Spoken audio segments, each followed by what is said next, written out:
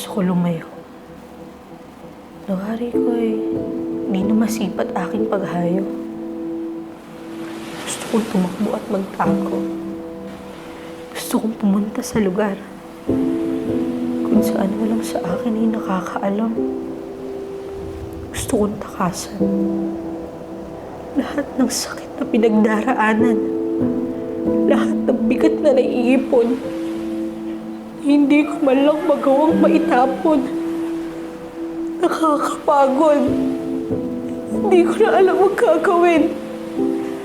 Parang ang takas na lang ay umiyak sa dilim. Hindi ko alam kung kailan titigil ang alon. Para bang pinapagpag ako ng sunod-sunod na hamon.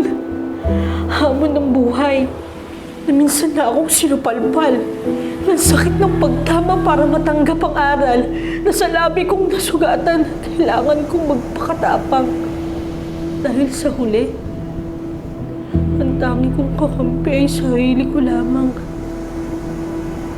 Teka muna. Pwede bang magpahinga? Pwede bang hinto muna sa pagdilat ng mga mata? Sana kahit sandali.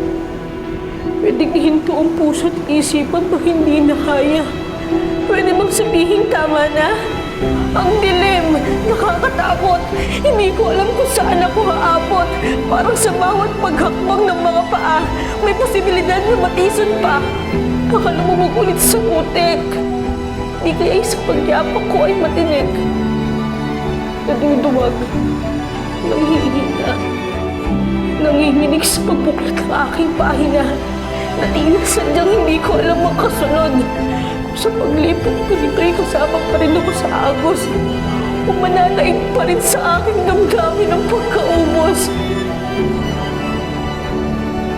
Ulit ang tangi ko lamang hiling. Hingi naman ang ilaw. Siyang aalalay sa akin para hindi na ako muling makabitaw.